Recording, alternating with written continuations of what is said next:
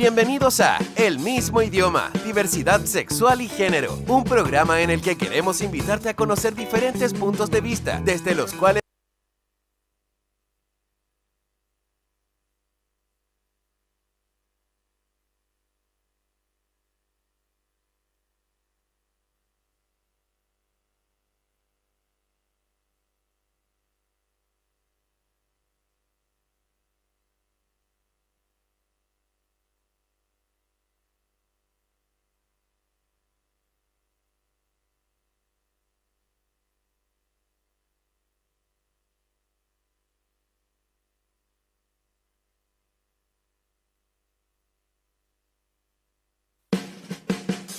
Bienvenidos a El Mismo Idioma, Diversidad Sexual y Género, un programa en el que queremos invitarte a conocer diferentes puntos de vista, desde los cuales construir juntos un mismo idioma para hablar sobre diversidad sexual y género. Espacio que es posible gracias al financiamiento del Fondo de Fomento de Medios de Comunicación Social del Gobierno de Chile y del Consejo Regional.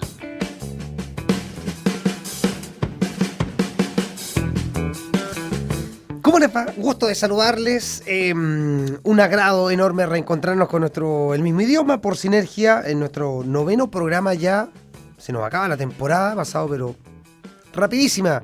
Estos 9 encuentros que hemos compartido en torno a este tema que es la diversidad sexual y género desde todos los ámbitos, desde todas las aristas, todas las visiones, y que por supuesto lo hemos pasado muy bien, conociendo un poco más de eso, ¿no es así, mi estimada Marta? Que aprovechamos también de dar la bienvenida. Hola, ¿qué tal? Sí, ya nos va quedando poquito y hoy día tenemos un programa bien interesante que nos faltaba, que era el tema de salud mental.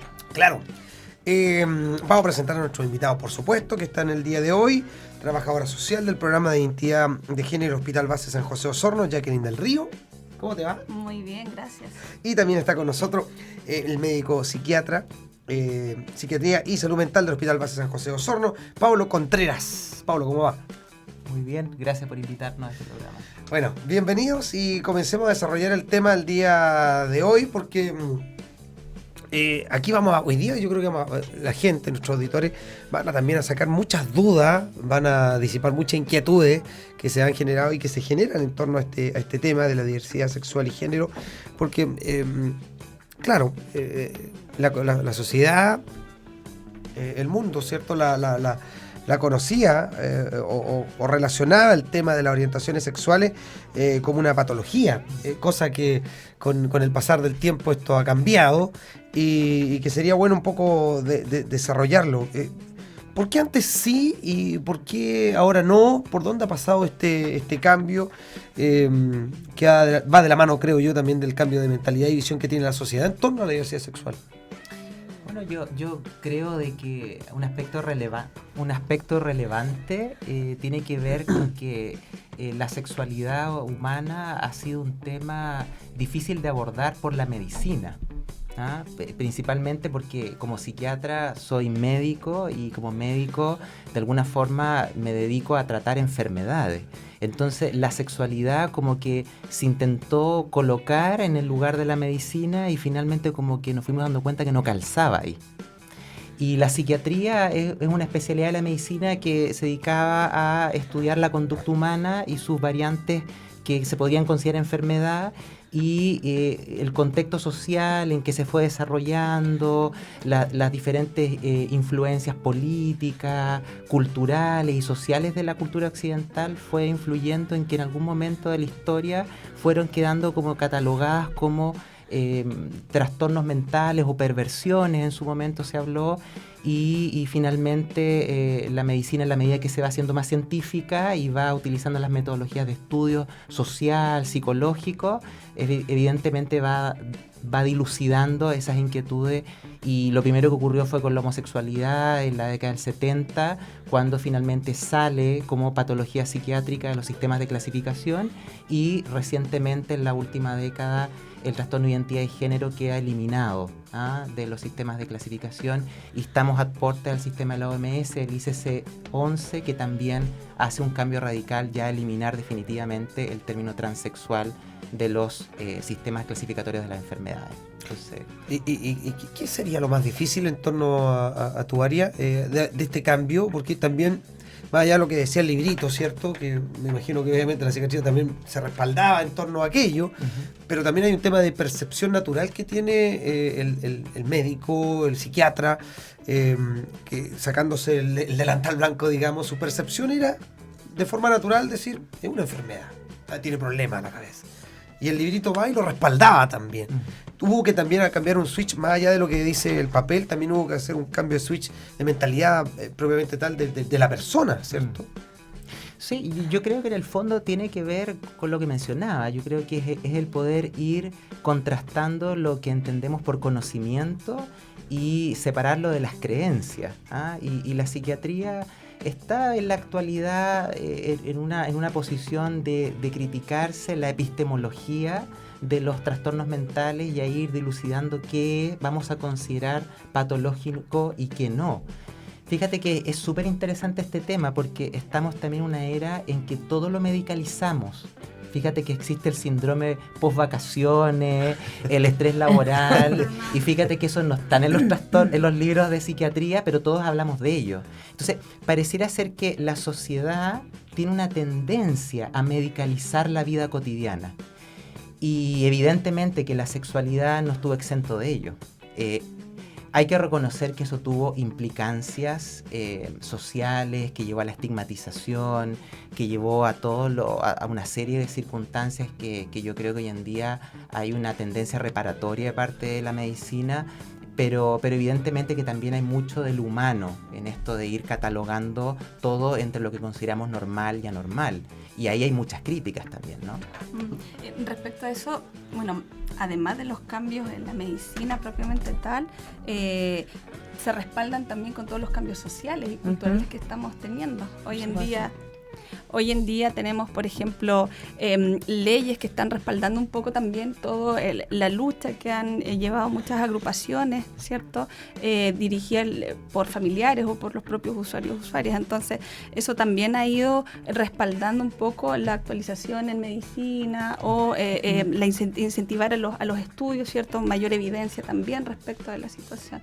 Por ejemplo, hoy día me estaba leyendo, hace 2 horas aproximadamente, ya se informó por parte del diario oficial, ¿cierto? Que en 4 meses más comienza a regir. Entonces ese es 120 días. 120 días, claro. Son 4 meses, calculaba en diciembre aproximadamente, después de un retraso importante, las personas trans van a poder, es cierto, acceder al cambio registral en la ley de identidad de género. Exactamente. Entonces, eso también es un cambio fundamental. Claro. Y que aporta, si bien es algo gubernamental, ¿cierto? Una ley, pero sin embargo incide también en el pensamiento, también en el actuar de todas las personas en general. Claro, son procesos sociales que hemos ido de a poco construyendo en el tiempo, se puede decir. En cuanto al programa que ustedes trabajan, ¿nos podrías comentar este programa de identidad de género, cierto? Ambos trabajan ahí. Sí, mira, el programa, como programa propiamente tal, con un equipo ya consolidado, en proceso de formación importante, ¿cierto? Constantemente, viene trabajando hace aproximadamente 3 años. Pero, sin embargo, acá el doctor Pablo está desde el año 2013-2014, desde que llegó acá a Osorno. Por tanto, son varios años ya que se está trabajando y hemos ido teniendo muy buenos resultados. Hace poco el Servicio de Salud junto al Hospital San José de Osorno aprobaron el protocolo que hemos estado trabajando hace aproximadamente 1 año y medio. Hemos recogido la experiencia de todos estos años y la verdad es que el trabajo en el hospital de sensibilización, de concientización también de nuestros colegas, funcionarios, está respaldado en ese protocolo. Así es que estamos bastante satisfechos, contentos. De a poco hemos ido fortaleciendo también el trabajo en red con la agrupación acá, una agrupación muy comprometida y responsable en su quehacer, que es Mogalet. Tengo entendido que también estuvieron acá. Sin embargo, falta mucho y estamos en proceso, ¿cierto?, de poder abrirnos a la comunidad y trabajar transversalmente la temática, no solamente internamente en el hospital o con otros dispositivos de salud, sino que también nos interesa educación, nos interesa trabajo, ¿ya? Hay hartos desafíos ahí. Y bueno, el programa actualmente son aproximadamente 30 personas trans que lo componen, específicamente de la provincia de Osorno, ¿ya? Tiene distintas prestaciones que todo se traduce en realidad en acompañamiento y orientación respecto de las diversas demandas que tienen las personas trans que a nosotros acuden. Si bien es cierto, tenemos que comenzar a compartir el protocolo con atención primaria, para nosotros es ese el filtro, el camino hacia nuestro programa. Creemos que no debiese ser un programa especializado, ¿cierto?, en una primera instancia, sino que atención primaria debiese ser el dispositivo que acoja, que acompañe, como cualquier demanda de cualquier persona que busque en salud. Usuario. Y tiene directa relación con este protocolo que hablas tú, es de la atención al usuario. ¿Y qué considera así como específico? Por ejemplo, el tema del nombre, ¿cómo le llaman? Nombre social. Social. Bueno, fíjate que los norteamericanos, los estadounidenses, mejor dicho, son una cultura que tiene muchos bemoles, pero una cosa que se rescata es que la autodeterminación es algo que está dentro de sus derechos. Y en Chile, fíjate que eso es más complicado. Yo tengo un nombre legal y ese es el nombre legal y no hay otro. Claro. Si a mí se me ocurre, dentro de mi narrativa personal, determinarme con otro nombre, independiente del género, tengo muchas brechas. Creo que hay hasta un número de veces que se puede cambiar el nombre y no me lo puedo cambiar más veces. Entonces fíjate que el nombre social es muy importante, no solamente para las personas trans, sino para la persona en sí misma. Entonces nuestro protocolo probablemente vendría a ser como una especie de guía en la cual se parte de lo más básico, como respetar la autodeterminación. ¿Y cuál sería el rol de todos los funcionarios en salud, profesionales y no profesionales, que tienen relación con la atención directa a las personas, de darle un valor al nombre social, a cómo las personas les gusta que las llamen? Y de ahí ir complejizando al uso de la ficha clínica, de qué manera se contacta con los significantes o la familia, de qué manera se hacen respetar los derechos, etcétera, etcétera, etcétera. Y eso también respetando quizás la visión de los menores de edad, de cómo me llamen. ¿Tienen algo que decir los niños o en casos puntuales se le pregunta a los papás? ¿Cómo tomamos eso? ¿Nos vamos por ahí? Probablemente ese es el tema más sensible cuando hablamos de la infancia, de la adolescencia, ¿no? En nuestro país, en temas relacionados con la salud, tenemos una ley, la Ley de Derecho y Deber de los Pacientes, que de alguna forma es una ley que pone muchos límites a la capacidad que tengan los adolescentes de poder tomar decisiones en salud. Solamente las personas mayores de 18 años pueden consentir o no consentir tratamientos médicos. Uh-huh. Y para los menores de 18 años son los padres o los cuidadores o los representantes legales quienes tienen que consentir o no. Y la ley no se pronuncia respecto de qué otras alternativas los menores podrían hacer valer sus deseos, su opinión, ¿no? El proyecto original contemplaba que el adolescente podía pedir, por ejemplo, a la instancia del comité de ética del hospital o a otras instancias legales para poder hacer valer su voz, su opinión y poder ir evaluando si se podía o no se podía. Pero finalmente eso no quedó contemplado en la ley. Pero si tú te fijas, es un tema que tiene que ver con nuestra idiosincrasia, porque tú tienes una ley recientemente aprobada, que es la Ley de Interrupción Voluntaria del Embarazo, uh-huh, que por ejemplo para los adolescentes su voz sí vale. Entonces, eso te dice que probablemente en estos temas estamos en pleno desarrollo. Desarrollando. Probablemente nuestra Ley de Derecho de los Pacientes, con esta Ley de Identidad de Género, y otras normativas más vigentes, va a tener que ir reflexionándose y replanteándose. Y desde el punto de vista psiquiátrico, ¿qué dice en torno a, no sé, un menor de edad? ¿Tiene la capacidad o la madurez, hablemoslo así, como para tomar ese tipo de decisiones que a vía luz son delicados? No es como, a ver, elija qué ropa ponerse. No es eso, es una cosa seria. ¿Qué dicen los niños, un adolescente? ¿Tiene la madurez mental como para tomar ese tipo de decisiones? O sea, la capacidad, la competencia, esos nombres a veces se mezclan, ¿ah? Se mezcla lo jurídico con la capacidad moral que tenga la persona a tomar decisiones, pero hablemos de la capacidad moral más que normativa. Fíjate que todas estas leyes o estas restricciones a los menores tienen un fin, y que el fin es protegerlos de tomar una decisión que pueda poner en riesgo su salud, que tomen decisiones que tengan consecuencias irreversibles. O sea, son medidas que de alguna forma buscan proteger. El punto está de que el ser humano, en su desarrollo personal, no llega un momento de la vida en que estoy maduro y no soy maduro, sino que son procesos, son construcciones que se van dando. Entonces tú te pillas hoy en día con adolescentes de 16 años que tienen la película súper clara, que dan cuenta de una madurez para poder tomar decisiones súper complejas. Me ha tocado atender a adolescentes, por ejemplo, que están en tratamientos por cáncer, que tienen muy clara la película. Saben muy bien lo que están siendo sometidos, las decisiones que tienen que tomar, las que no tienen que tomar. Pero también hay adolescentes que no. Porque la capacidad de poder tomar una decisión respecto de mi salud no solamente es algo racional, sino que también tiene que ver con algo emocional, tiene que ver con juicios y valores que tienen que ver con los proyectos de vida personal, de lo que yo quiero para la vida. Entonces, evidentemente que todos los seres humanos no estamos sincronizados en eso.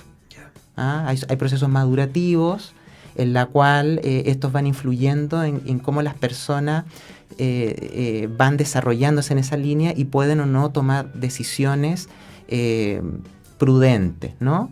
Y evidentemente que también va a depender de qué estoy decidiendo.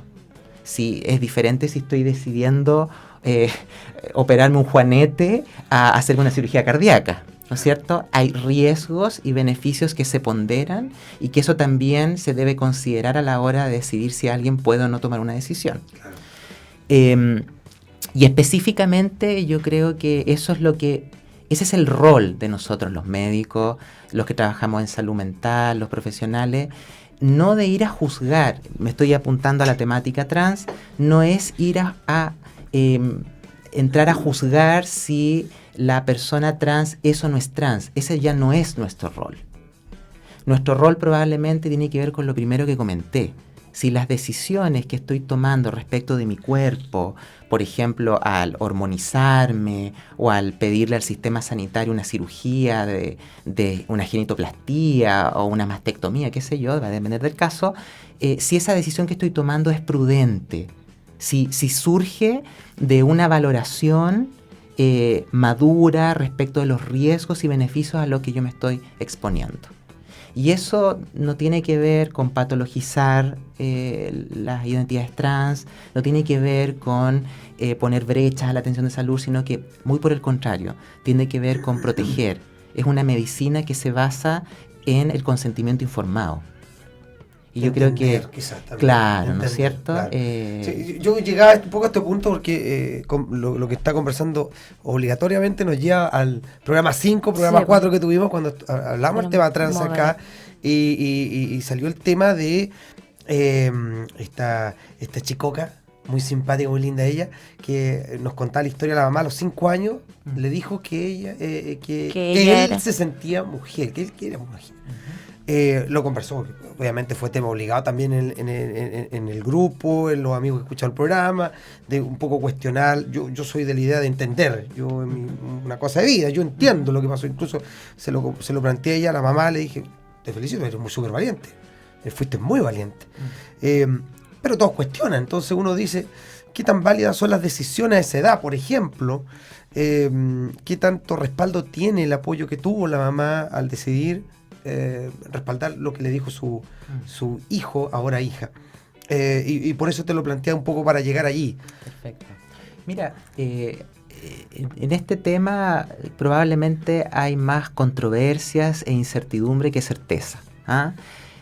Como dije al comienzo, como que a la medicina le ha tocado hacerse cargo de cosas que quizás no debieran estar en la medicina, ¿no es cierto? Deben estar desde la reflexión más bien sociológica, antropológica, filosófica, ética, pero sin lugar a dudas nos va a seguir tocando un rol. Hay que ir definiendo cuál es ese rol.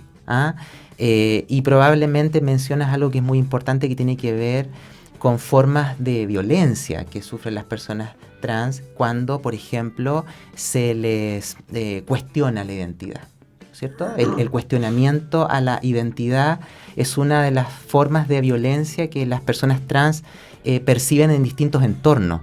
Y fíjate que la familia no queda ajeno a ello. No, para nada. De hecho, nos contaba la experiencia que quizás lo más fuerte fue eso, lo que ocurrió en el entorno familiar. El entorno directo, claro. La experiencia en el colegio, con los compañeros de curso. Todo bien, pero la familia fue complicada. Pero puede pasar, por ejemplo, que exista en algún momento duda y que desde sentirse de una identidad X, después vuelva a su identidad original, se puede decir, o biológica. Fíjate que en la construcción de la identidad de género no se sabe mucho cuándo la identidad de género se establece como algo estable en el tiempo. Sabemos algunas cosas. Sabemos que la identidad de género puede comenzar a expresarse a edades muy precoces como los 2 o 3 años. Yeah. Las personas pueden empezar a tener identificaciones de género desde muy temprana edad.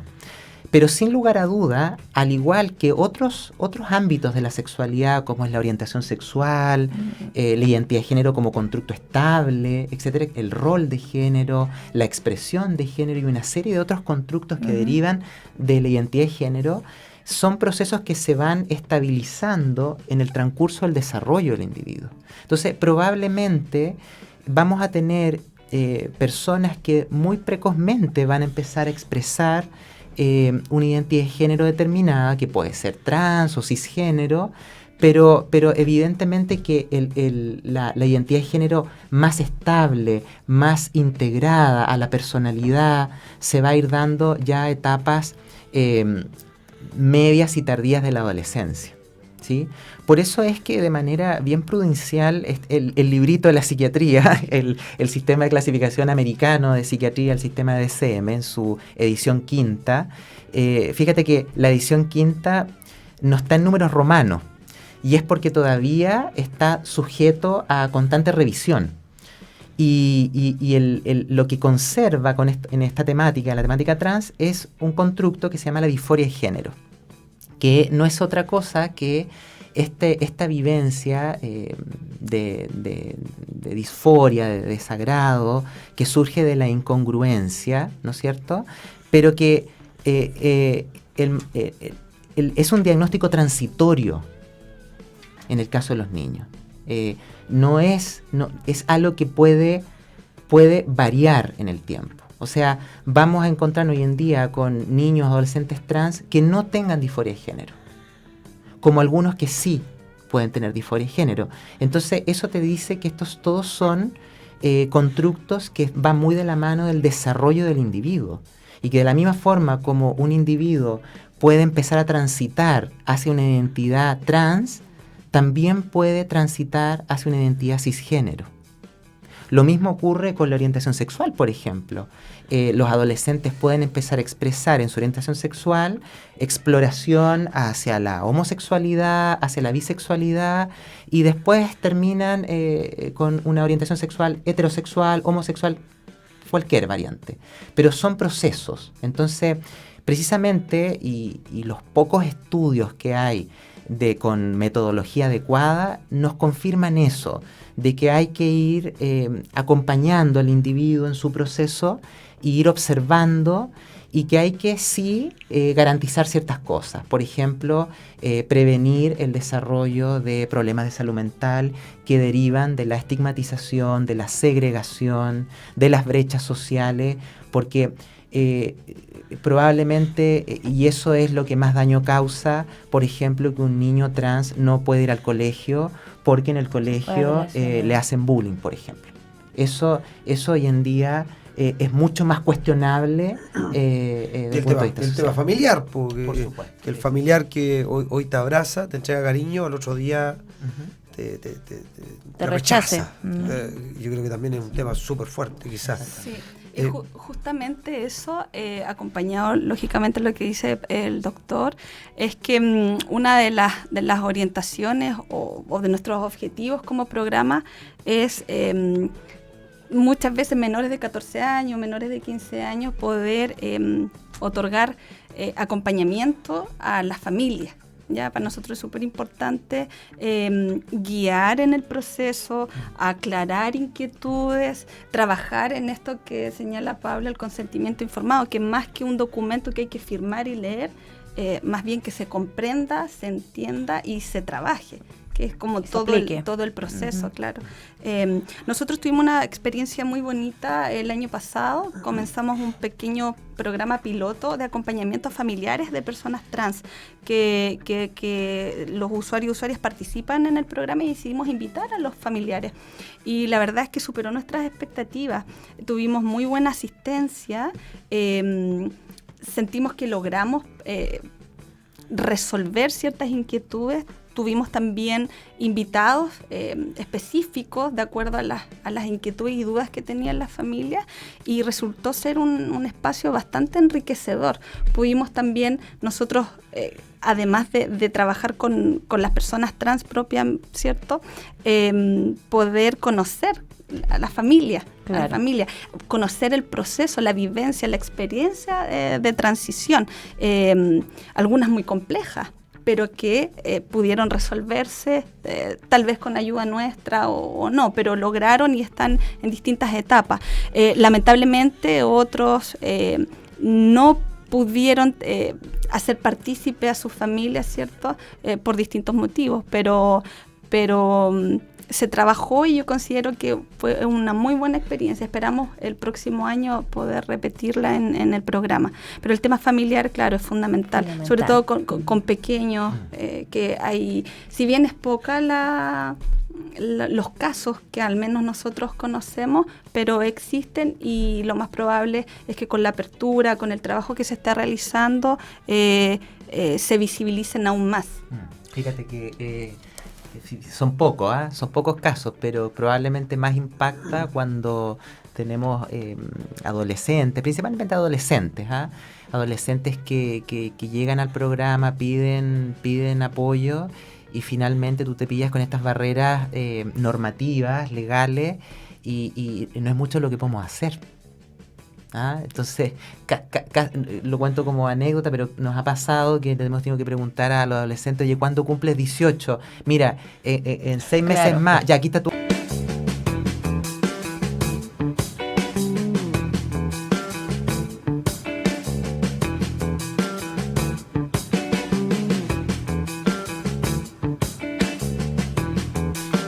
Bien, estamos de vuelta. Otro bloque más ha pasado, pero rapidísimo el programa. Es que el tema está muy entretenido. Estamos en el mismo idioma por Sinergia, conversando el día de hoy de bueno, obviamente la diversidad sexual, de género, lo que hemos tratado durante estas 9 ediciones de nuestro programa, pero hoy día con el tema de la salud mental, que está muy interesante, porque de paso vamos disipando algunas dudas, porque obviamente el área médica tiene algo que decir en torno a este tema. A ver, el Hospital San José tiene un trabajo súper bonito, súper importante acá. Desarrollémoslo también, porque por algo quienes el día de hoy nos están acompañando son y pertenecen al hospital, y tiene un trabajo súper importante, también con las agrupaciones, ¿cierto?, que están organizadas en nuestra ciudad, acá en la zona. Todas de ellas ya las conocimos ya acá en nuestro programa, a Moy, la Modo Galet, a Modi, en fin. Conversemos un poco eso, cómo es este trabajo que sin duda alguna les ayuda un montón a ustedes. Pero un montón, me imagino yo. Y como me hacen que sí, yo creo que estoy reafirmando la idea. Porque muchas veces estas realidades quedan un poquito ocultas, son medias reacias, y estas agrupaciones hacen este nexo necesario para que ustedes tengan la posibilidad también de llevar la experiencia, sus conocimientos a lo que es la diversidad. Hablemos un poco de eso y de este trabajo que tienen ustedes con las diferentes agrupaciones. Fíjate que está dentro en los estudios de vulnerabilidad en personas trans, un aspecto clave, por lo menos que a nosotros nos sensibiliza como profesionales de salud y salud mental, tiene que ver con la percepción de barrera. O sea, desde toda esta teoría del estrés de las minorías, las personas trans perciben en el sistema sanitario barreras en el acceso, precisamente por la estigmatización. Entonces, eso lleva a que muchas personas trans decidan no consultar porque de alguna forma sienten que pueden ser maltratados, que pueden ser discriminados, que de alguna forma pueden ser objeto de ese tipo de violencia que sin lugar a duda existe, ¿ya? De hecho, hasta hace poco estuvimos haciendo un estudio en nuestro mismo hospital con funcionarios respecto a la atención de salud transgénero y tú te pillas con que todavía existe. Y existe en Osorno, existe en Chile, existe en el mundo. Entonces, las organizaciones son ese nexo que tú mencionas. En alguna forma nos permiten trabajar esa percepción, tratar de acercarnos mejor a la comunidad trans y en ese sentido juegan un papel muy protagónico. Y además, una vez que la persona está en nuestro programa, nosotros tenemos algo que se llama la consejería de pares. Porque evidentemente que va a ser mucho más claro, va a ser mucho más cercano cuando un par le transmite a alguien que está iniciando su transición, por ejemplo, el cómo se va vivenciando ese proceso. Entonces, ahí nosotros trabajamos, no estamos abanderados con una ONG específica, tenemos los contactos en distintas y dependiendo de la persona, de su territorio donde habita, etcétera, etcétera, vamos haciendo estos nexos para que vaya recibiendo esta consejería de pares que a mi juicio, a nuestro juicio como equipo, es muy potente. Porque esto va de la mano de algo que me parece que es fundamental, que es la confianza. Por supuesto. ¿Cierto? Sí. Y la confianza no es una cosa que se gana al tiro, no necesariamente, digamos. No. Entonces, este nexo, digamos, cumple esa función de llegar a aquello, a la confianza real e importante, muchas veces también de la mano de las experiencias, ¿cierto? Por supuesto. Transmitir las experiencias.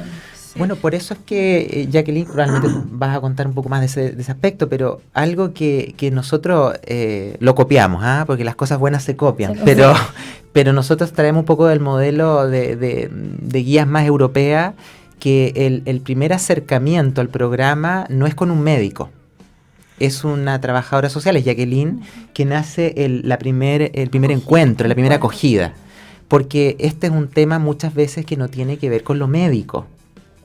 Y que lo médico tiene un rol cuando la persona trans necesita atenciones de salud médicas para hacer un tránsito seguro. Claro. Pero ahí nosotros ya cambiamos un poquito el paradigma y quizás Jacqueline podrías contar un poquito cómo es eso de que la primera persona que ve es la trabajadora social. Sí, y eso tiene que ver justamente con que la solicitud, la demanda o la necesidad, la problemática que se expone tiene que ver con situaciones o determinantes sociales. Hemos podido resolver un sinfín de situaciones que, bueno, lamentablemente tuvo que llegar al programa para poder buscar este apoyo, ¿cierto? Pero en definitiva, claro, como dice Pablo, después de una serie de entrevistas, resolver, ¿cierto? Algunas demandas específicas, se define o no si es necesario, necesario. si es necesario o no, de acuerdo a la demanda que está realizando la persona, que se vea o no con él.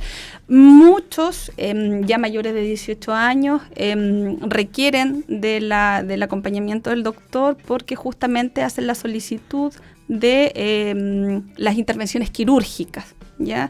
Que es, en ese caso, es él quien realiza el acto de este consentimiento informado en el proceso y hace las derivaciones con parte del equipo que también forman el doctor Juranovic, que es médico urólogo especialista, la doctora Ales, ya que ella es endocrinóloga, y varios otros profesionales que están también participando. Entonces, la verdad es que en la primera acogida lo que se hace justamente es un rol el que cumplo de poder generar una intimidad, ¿cierto? Conocernos, conocer en qué situación se encuentra, recoger antecedentes relevantes, familiares. Para nosotros eso es súper importante. O sea, si bien es cierto la persona está ahí, pero detrás de él, ¿cierto? Hay una historia, hay una familia, hay un proceso de transición que se está viviendo y necesitamos saber cómo se vive ese proceso para poder acompañar y orientar. ¿Y existen situaciones así como que se van repitiendo, o vulnerabilidades, o algún rasgo o característica que se vaya como... ¿Sí? Sí. Bueno, una de las cosas características son en el ámbito de educación. No con los compañeros o compañeras, ¿cierto?, de clase, los pares, sino más bien con algunas situaciones complejas con profesores o autoridades de los establecimientos, ¿ya? Ahí hemos tenido que orientar a los papás, ¿cierto?, o a las personas que acompañan, en este caso a la persona, entregarle información respecto a algunas normativas internas que se dan en el área de educación para poder abordar la temática trans, cuáles son instituciones de apoyo también para que puedan acudir.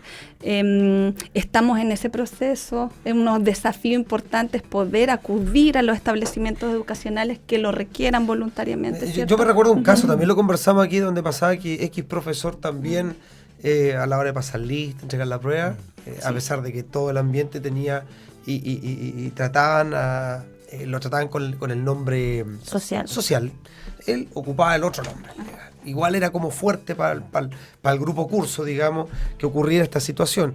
Un poco lo que estabas diciendo tú de que muchas veces no es el ambiente, no son los pares los que caen con este tipo de agresiones, digamos. Lo tomo así, ¿está bien? Sí. ¿Como agresión? Claro. Ya. Sí. Y son las personas adultas que quizás, claro, cuesta un poco más cambiar el switch.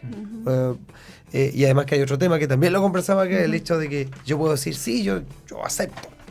Pero cuando te toca la situación, cuando te toca en realidad de juego, digamos, En la práctica.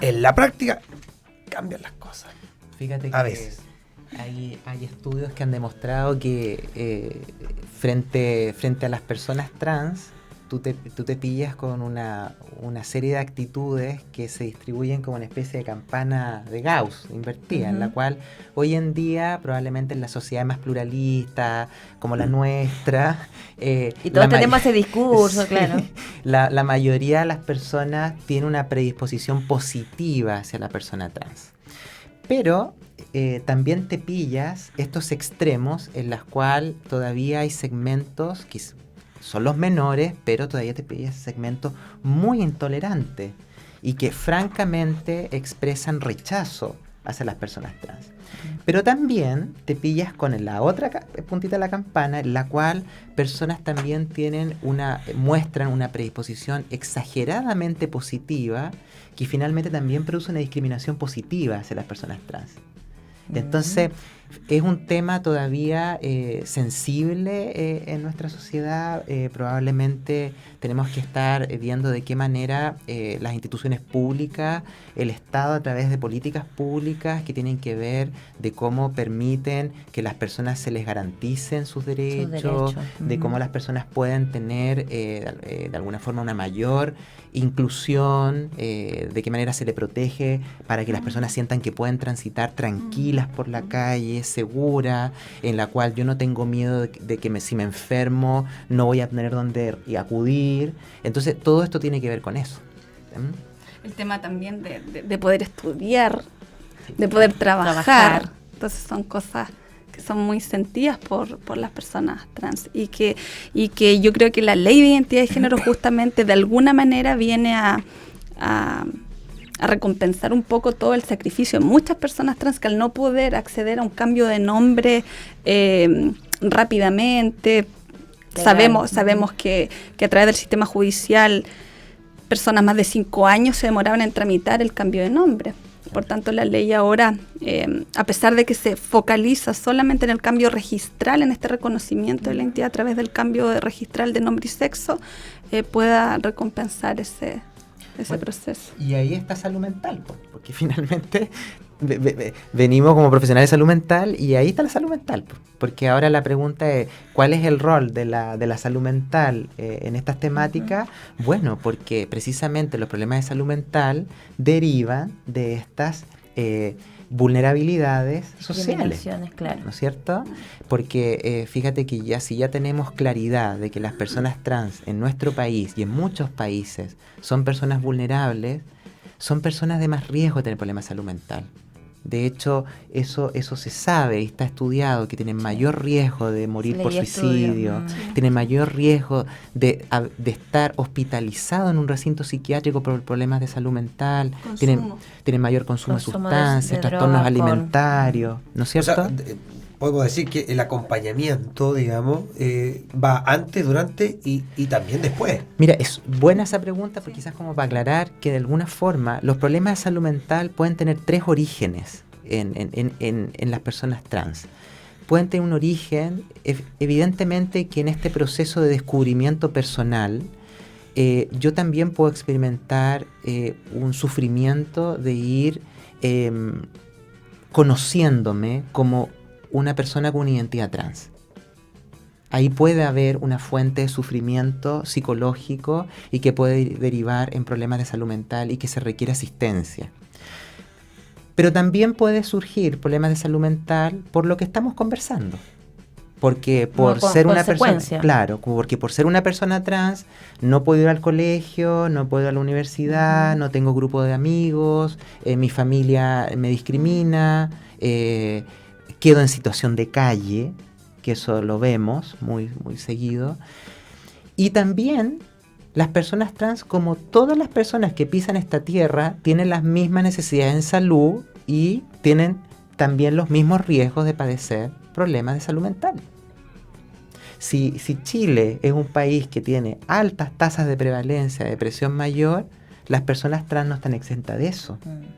Y puede ser una persona trans que no tenga disforia de género, que esté bien inserto en la universidad, que esté bien inserto socialmente, pero que tenga ese componente que es el compartido por la población. Entonces ojo, porque fíjate que la psiquiatría, tenemos mala fama en este tema, pero fíjate que tenemos harto en que podemos apoyar y ayudar pero esto que nos está caracterizando y todo, también va como a la población en general LGTBI. ¿Qué cosa? El tema de poder caer en algún tipo de trastorno psiquiátrico. O sea, las personas que pertenecen a la población LGTBI tienen este estrés de las minorías, ¿no? Uh-huh. Porque efectivamente eso los hace más vulnerables, ¿no? Entonces tienen mayor necesidades sanitarias en torno a la salud mental, pero que deriva de esa situación de vulnerabilidad social. ¿Ah? Uh-huh.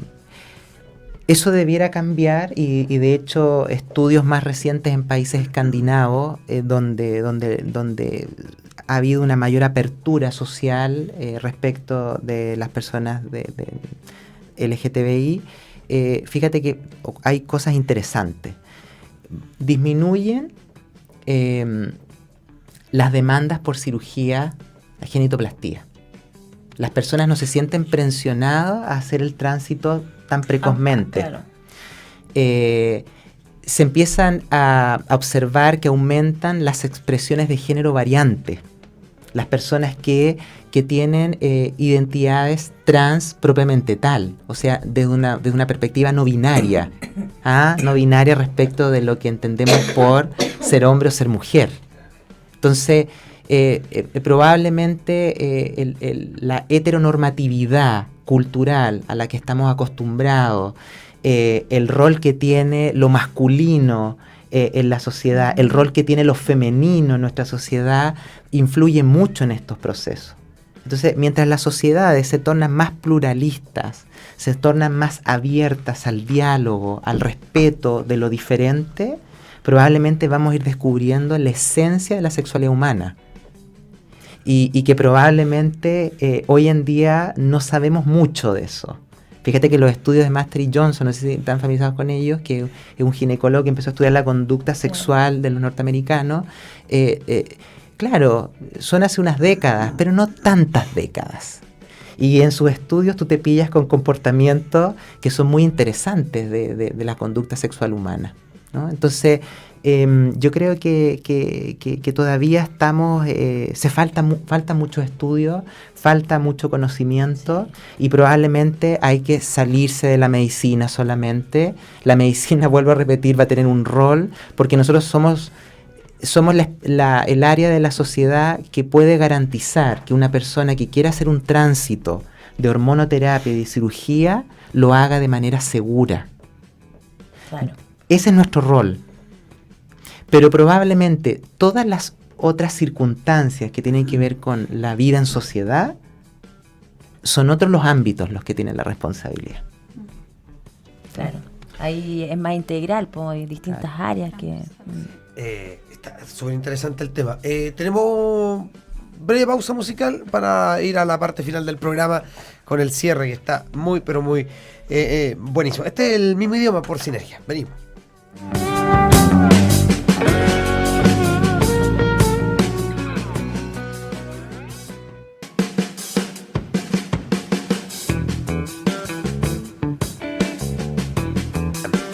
Bien, El Mismo Idioma, último bloque ya en nuestro 9º encuentro.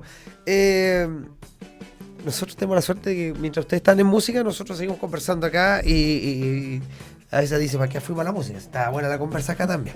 Bueno, y lo que íbamos a destinar a este último momento era también un poco para que quienes nos están acompañando también los conozcan a ustedes en persona. ¿Cómo llegar? ¿Cómo acercarse? Y la importancia de por qué llegar también a ustedes. Bueno, nosotros como programa funcionamos físicamente en el Hospital San José de Osorno.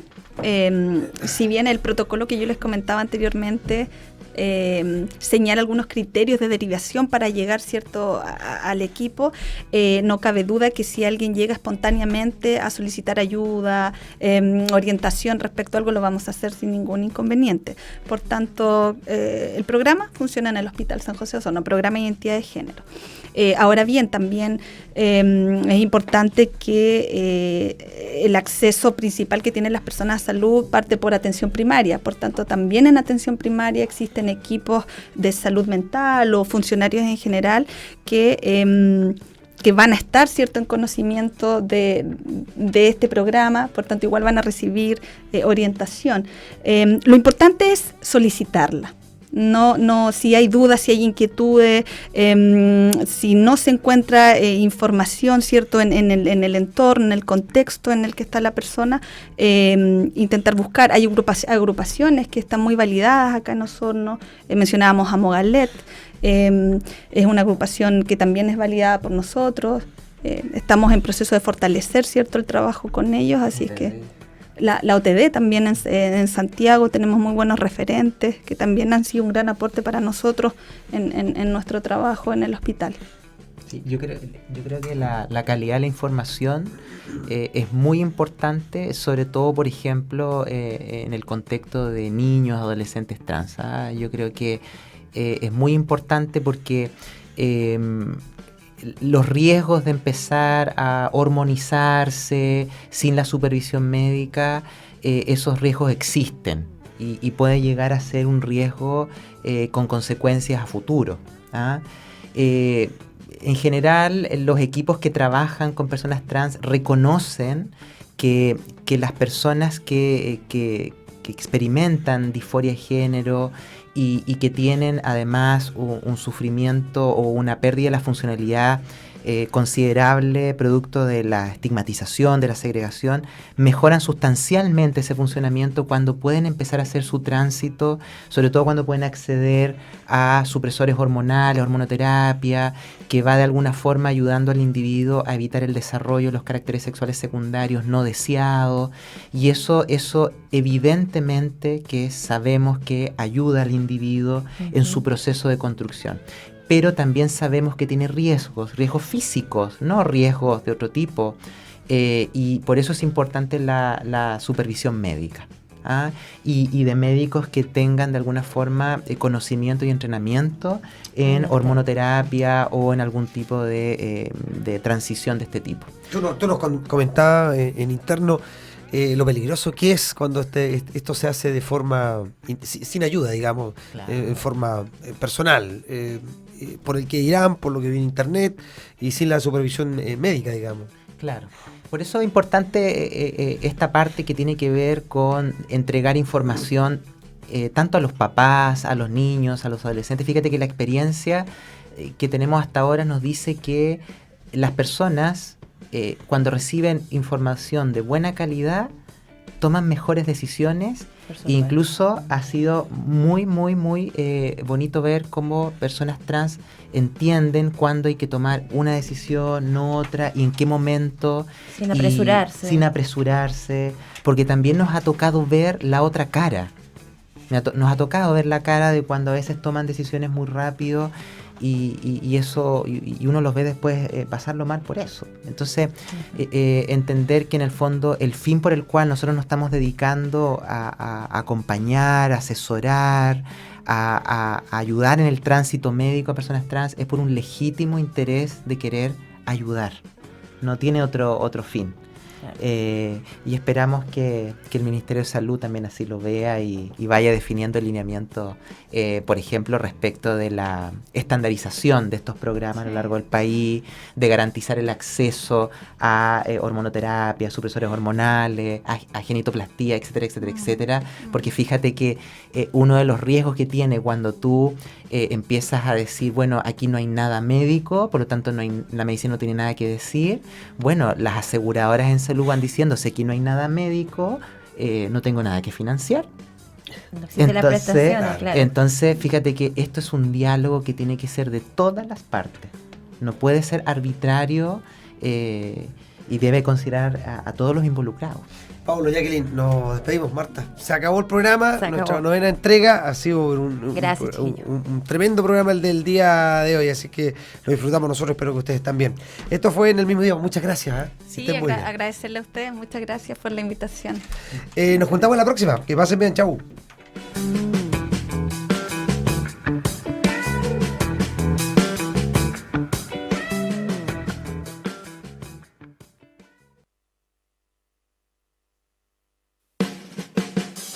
Concluimos así un nuevo capítulo de El mismo idioma, diversidad sexual y género, el nuevo espacio que Radio Sinergia tiene para ti, porque sabemos que existen tantas realidades como puntos de vista y los queremos compartir contigo para hablar en un mismo idioma sobre diversidad sexual y género. Te esperamos el próximo lunes de 19:30 a 20:30 en el 104.5 Radio Sinergia. Recuerda que también nos encuentras en nuestra página web y en redes sociales. Este programa llega a sus hogares gracias al financiamiento del Fondo de Fomento de Medios de Comunicación Social del Gobierno de Chile y del Consejo Regional.